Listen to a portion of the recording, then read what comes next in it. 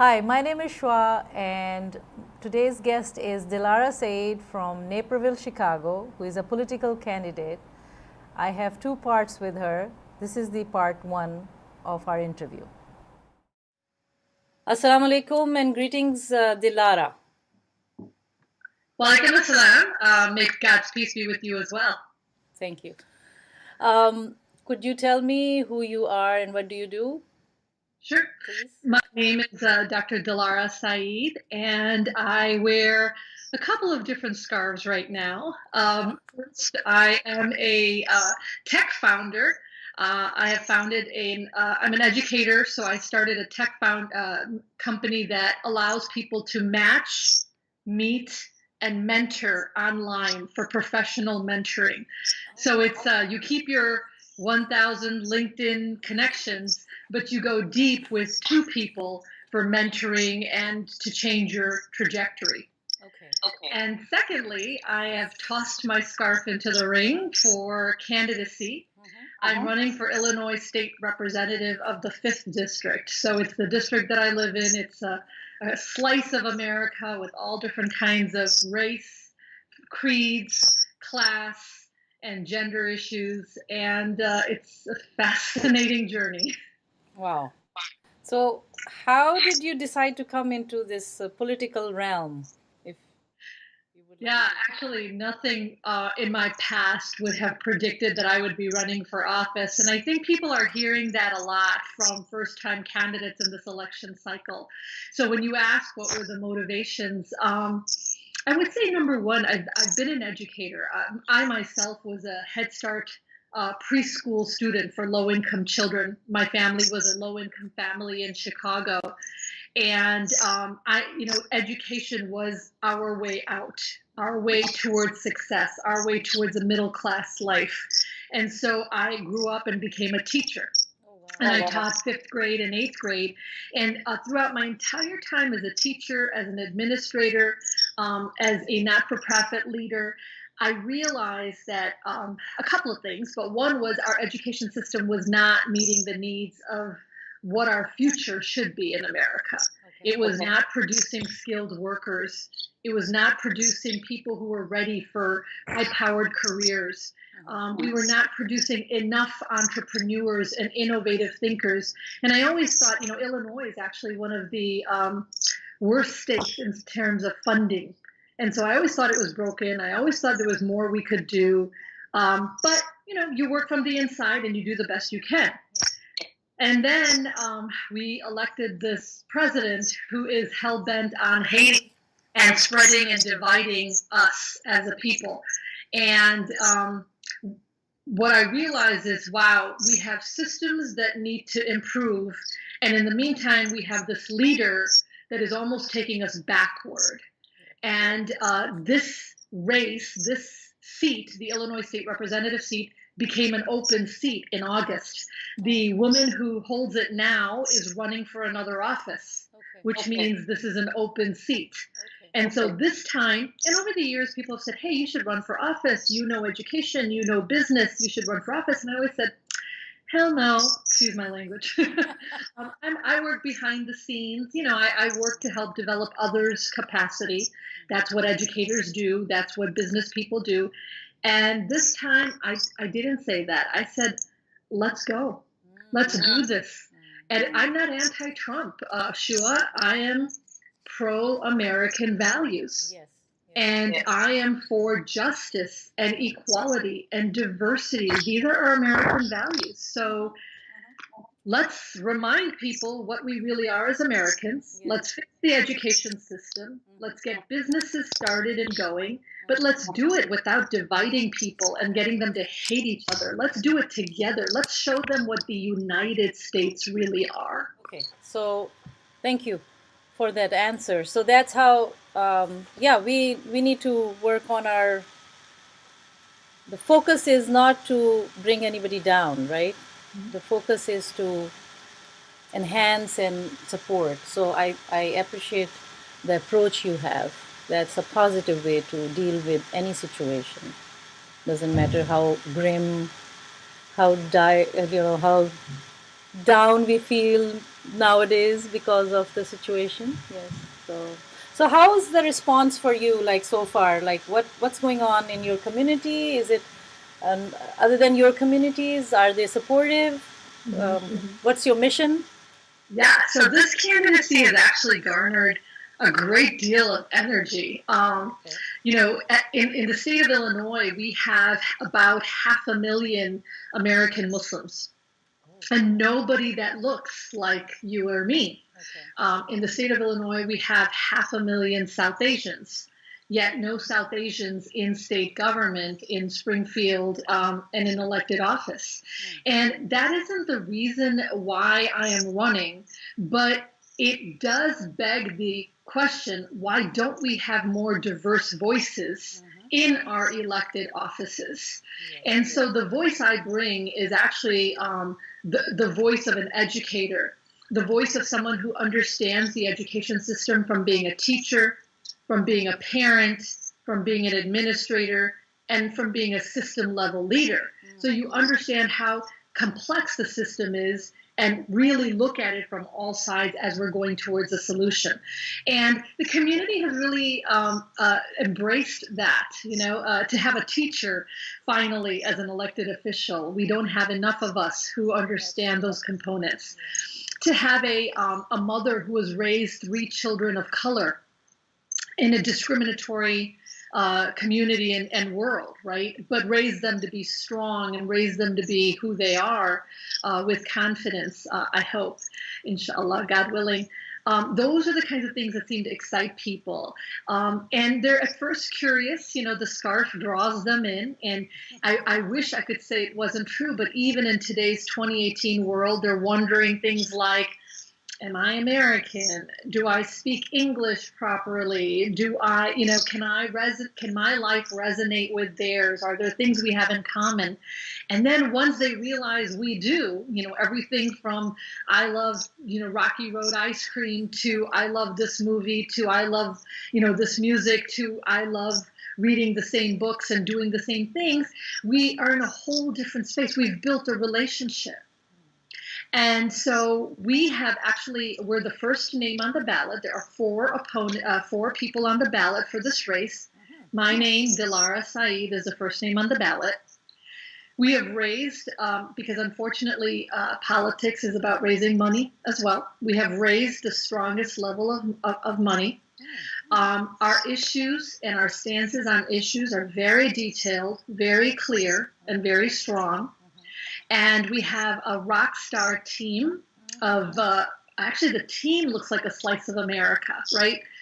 Tall, short, black, brown, tan, white, wealthy, low income, working class, gay, straight. I mean, it's a team that's a. Okay. Could you repeat that? Sorry, there was a drop. Volunteers. Yeah. We have dozens of volunteers. Okay. Nothing like this could happen without the volunteers, right. Whether they're phone banking from across the city or country, or they're contributing, and we've had over 450 contributors to this campaign, okay. Or they're hosting a meet and greet and getting me out in the community and walking with me and talking to residents with me. A lot of great energy in this campaign, and I'm excited about it. Wonderful. Good to know that. And I guess, so that's the effort you have to put to let them go beyond your look. And just one piece of cloth can make such a difference. One doesn't realize that. In the end, the test is the voters, right? Yeah, so in March, we will have our vote. March 20th is the primary election. And this race is based on the primary election. So it's very timely that we're talking, because we're really in the midst of all of this. And on March 20th, we will know if all of this energy and positivity really did translate into votes, or did people feel they weren't ready for this type of candidacy? So, I don't know. So you are ready for any consequence, any result? You are ready for that, or you have some feeling or a gut feeling that I'm trying to? Yeah. So I have tried all my life to live with God consciousness, okay. Right? That He is with me every second of my life. Our Creator has a better plan for us than we know for ourselves. as I said when I started, nothing would have predicted that I would actually be running for office. So it must have been his plan. Okay. And so then whatever will happen on March 20th will be his plan. We will give our best effort, and then we will leave it in his hands. Good, good. Thank you. So that brings me to a busy person who I'm wondering, with 3 children, now you have to tell me about, like, how do you balance your political, home, mother, all kinds of life, and this tech, that startup, it's a startup, right? It's a tech startup that you are conducting, I mean, and doing all that. Please talk about that. Like, I would like to know, how do you do that? So maybe we can learn from that. And, you're having so many scarves and hats, I guess. Yeah. And that's really a great question, and we all have to answer that differently. For some women, they're juggling it all at the same time, and they're doing the absolute best they can. For me, I'm juggling a lot, but not a lot at the same time. When you speak of my family, that is my number one priority. My faith and my family are my number one priority, and if anything was substituting for that or causing strife in that, that would be removed, not my faith and not my family, God willing. And so, but my children are older, so I'm doing this in terms of starting a tech startup and running for office. I'm doing this as a woman whose kids are in their late teens and 20s. Yeah, I was going to ask. My kids are in their early 20s, and so that works. So yes, Yusuf and I got started early having children. We raised a family very early, but we are now done with the mothering and fathering part of parenting, and we are now working on the coaching and guiding part of parenting. So you do. So that's very good. That's good. You're not there all the time to. Yeah, that's a good differentiation. I like that, the way you do it. Yeah. And this phase will be the rest of our lives, right? You never stop becoming a mother, but you stop mothering. And so I'm now coaching and guiding, and this will be there for the rest of their lives and the rest of my life. And so then this allows me to continue doing the other work that I think I'm really called to, right? And really, in my life, that's the thread that has run through my career and my personal life. I feel that my mission in life, what my Creator has wanted me to do, whether it's personal or professional, is build others' capacity, serve others. And so I have served my family. I have raised them to be the best people that I can help them become. And in teaching, I taught 5th grade and 8th grade. I have given my all to my students and the curriculum and helped them as learners to be curious about the world and to want to be learning all the time. And now my VPeer, it is called vpeer.com, virtualpeer.com. And the concept of VPeer is that when we start a profession or while we're going through our professional careers, we need mentors around us. We need people who are our thought partners and thinking through a problem or collaborating on a solution or working through a work situation. And often the people who don't have that, research tells us, Shua, are people of low income, people of color, or women. And so, and the reason they don't have it because they don't know people like them that are higher up that will pull them up. Or it's expensive to get coaching and leadership mentoring.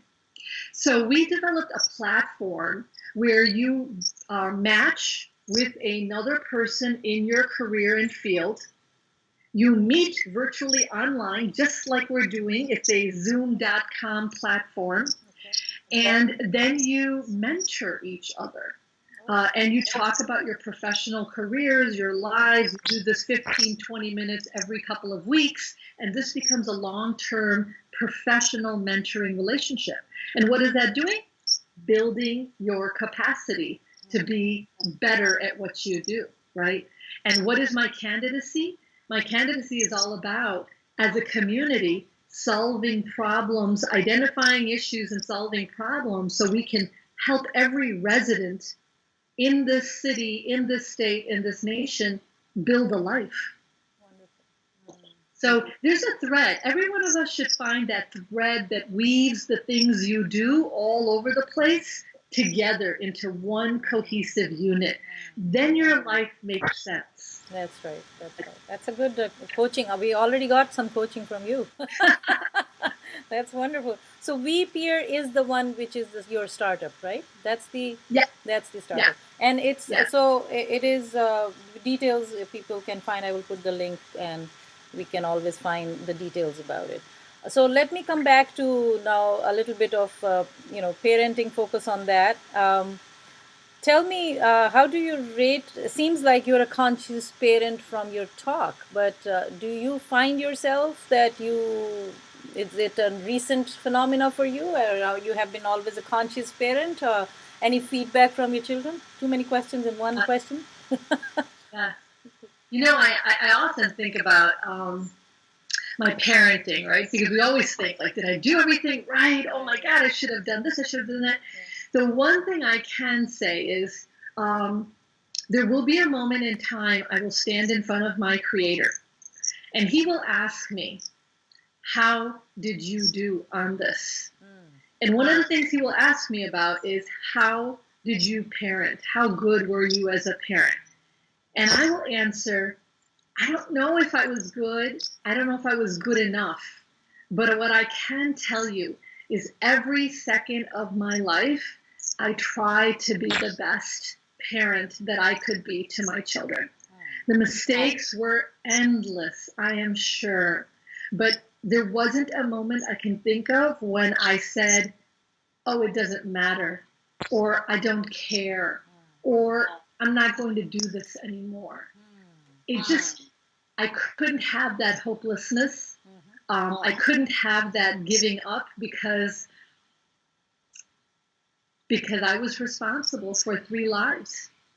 And so, so that's how I would answer that question. I don't know if I was successful, but I never stopped giving 100%. So do you get any feedback from your children in some ways, and also how do you spend your time? Maybe that can show how successful you are or not. So actually, the funny thing is, when I started this candidacy, that was a kind of a critical moment, a test, right? Like, so Mama's going to run for office. What do you think? And my son, who recently started his job just about a year ago, took out his checkbook and he wrote the maximum check that someone can write for a political candidate in Illinois. Oh, wow. And nice. I did it, and I just was amazed and humbled, and he said, this doesn't begin to pay you back, but I hope then you'll do this as an elected official for everybody else in the state. And my 2 daughters are part of the campaign as well. They are one of them is one of our social media coordinators, and the other one of them has been our canvasser and has, engaging the voters with me.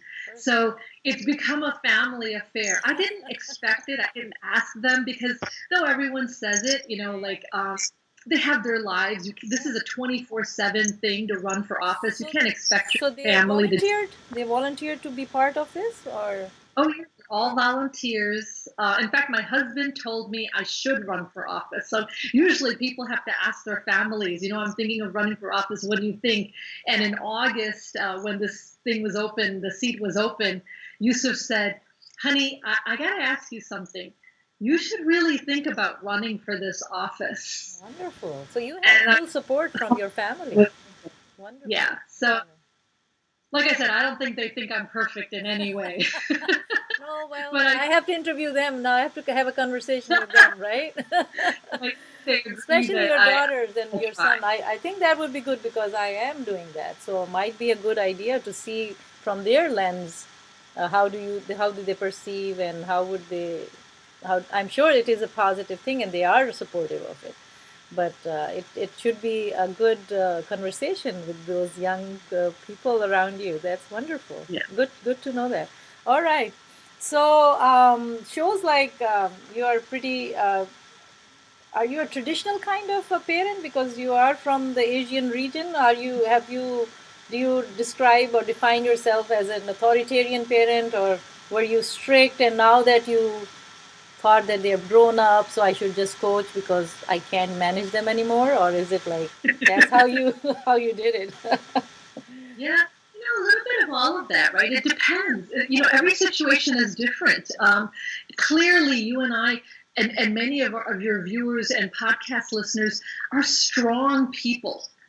Our personalities are strong, so we can't just hide that. So if there's something happening and I have an opinion, advice, whatever, I will share it because I've learned sometimes the hard way.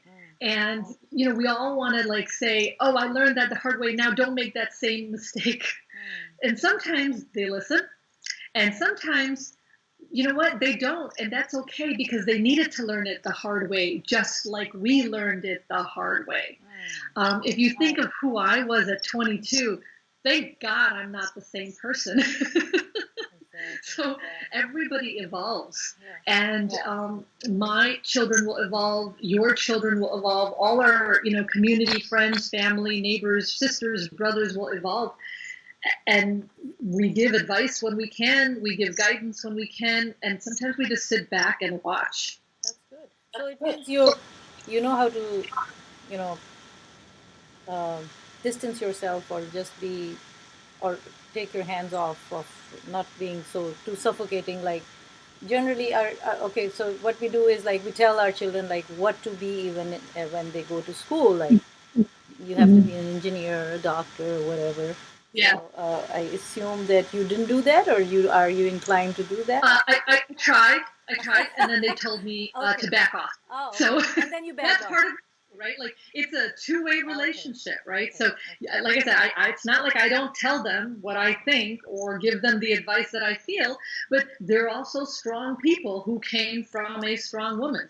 They're going to do what they want to do, and they are not afraid to say, "Mama, I get it, but I'm going to do this." So that's the message here, I guess, is to back off when you should sense that for the parents from the lesson point of view, from your experience. I mean, you're a strong woman, obviously, that you're running, and I'm sure, as you said, children are, and your daughters are also pretty, I'm sure, confident and have the mind of their own and can speak their mind without being, you know, uh,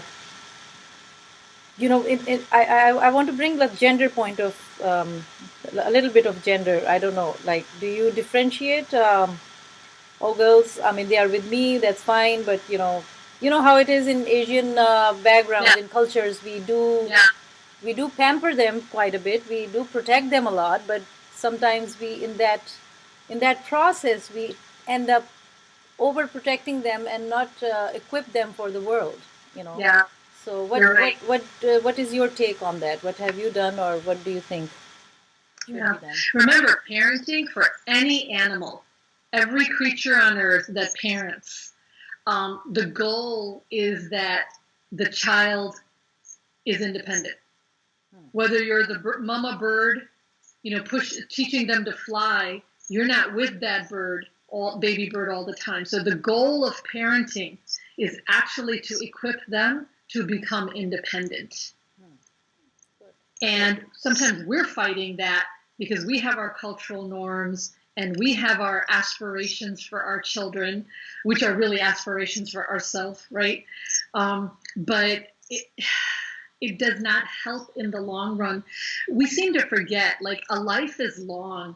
And we, from 0 to age 20, we spend so much time and energy investing in our children. And then from age 20 moving onwards, that's actually the longer amount of our life that we'll be with our children.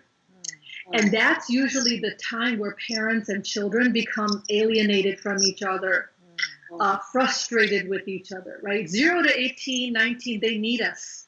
So we're with them, we're helping them, we're financially supporting them and everything. But the rest of their life, if we can't respect their independency, we will lose the relationship. And we see it all around us. People who don't talk to their kids, kids who don't want to talk to their parents, they don't want to go on vacations or see each other, or it's a burden when they have to be around each other. I don't want that. I don't want to live that way with my children. I'm very young. They're very young. We probably, I hope, God willing, have a long life together. And I don't want to alienate them from me.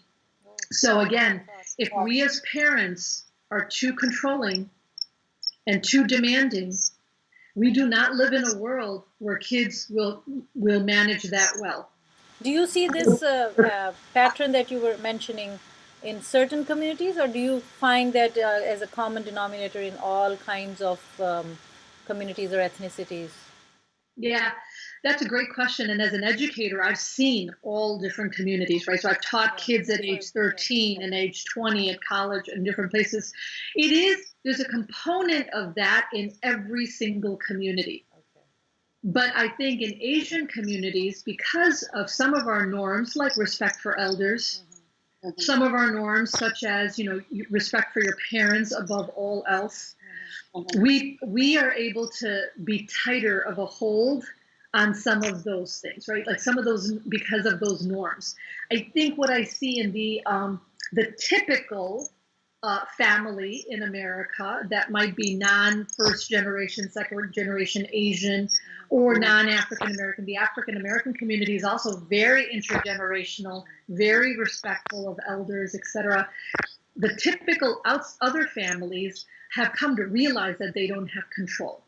In fact, when they let them go to college, there's no assumption they'll come back and live at home after college. So there's a state of mind that parents have that after 18 or 19, my kid will probably never live with me, so then I have certain expectations I can't have. But with communities of color in general, Black, tan, brown, we don't have that. Like, kids might live with you at any given time. You might go live with your kids at any given time. So this intergenerational component is just a part of life. That is good. That I think is a beautiful way to live, but it's also more complex because then you all have to navigate the complexities of intergenerational life. Definitely. And if you are in touch after, as you said, after in 20s, and if you are having a good communication, I would assume, because I have a similar situation, that if you have a good communication and a working relationship and you are, in each other's life quite involved, then that would be a less complex as compared to not having any communication or interaction, I would say. Okay. Thank you for that answer. Thank you for watching my interview with Dilara Sayeed. Hope you enjoyed it, and stay tuned for the second part as well.